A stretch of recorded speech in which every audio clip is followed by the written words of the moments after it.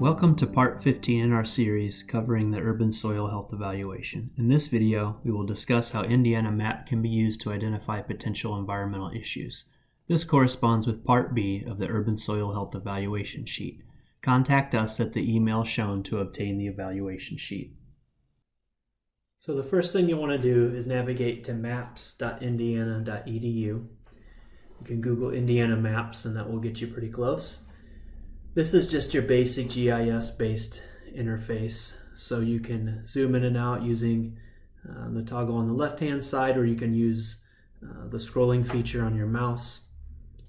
You can activate base layers by clicking on this tab in the upper left-hand corner. Lots of options here.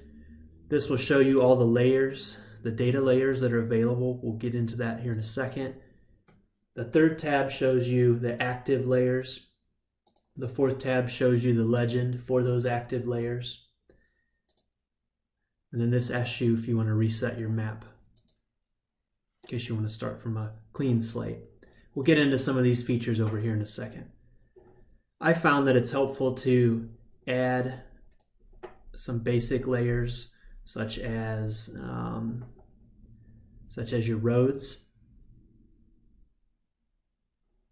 So use the InDOT 2015 layer. Gives you a little more point of reference, or you can turn that off and you can activate a base layer. The 2005 imagery shows a lot of detail. Either way, you might need a little help navigating to your site, so activating some of those layers initially can be helpful.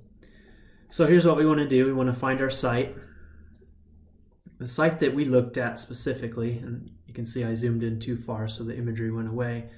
The site that we were looking at specifically is about right where my mouse is. So already we can see that there's past history at the site. There were buildings present at the site. We can see excavation and stockpiles and building debris and things like that. And this was just in 2005. So let's go ahead and turn off our base map and just go back to the street layer here. Okay.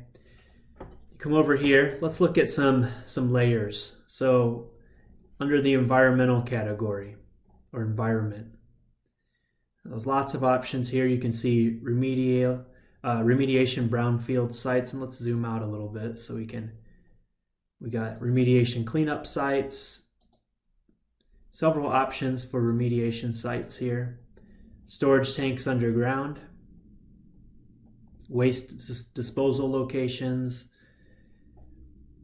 So these are all things that we would be curious about if we're looking at our site. We can go back here and look at the base layer. So there's not any of these dots that show up here. If you see a dot near your site and you want to figure out what's going on with that, make sure you click the icon up here. It says identify.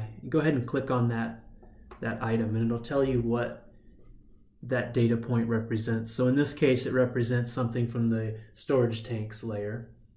Okay, but it's off our site and pretty far from our site, so we're not worried about it.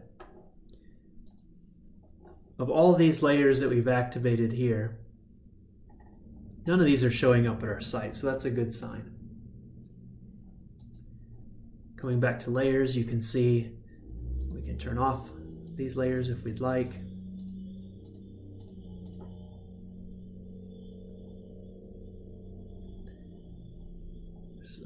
Options here in terms of geology. So in some cases, understanding if petroleum fields or petroleum wells were present near our site. And we don't see any of those dots that pop up there nearby, so that's good. You can also look for features like hydrology, water wells and things like that, which generally don't present an environmental issue, but nonetheless worth noting. So a quick cursory review of some of the layers here. We're not really seeing anything pop up. While we're here though, let's check out some of the imagery that we have available. And some of these you might have to zoom out to get to a resolution where you can see it.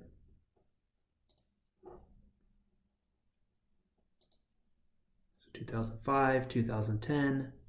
Again, we can zoom in. You can see we were about right here. So you can see the adjacent garden has been established. But we're not seeing anything that pops up. There's some buildings which are still present, but no big deal. So IndianaMap's a cool tool that you can use. There's a wealth of information on here.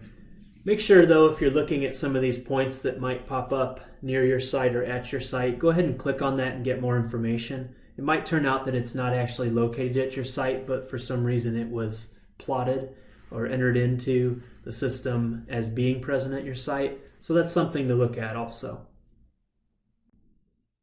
So after reviewing the IndianaMap website, we did see a few things like some buildings that were present on site and some stockpiles. However, there wasn't anything there that cued us in that there might be an environmental issue. So we'll go ahead and score our site best in this category. In the next video, part 16, we'll discuss how to utilize Google Earth Pro to investigate site history.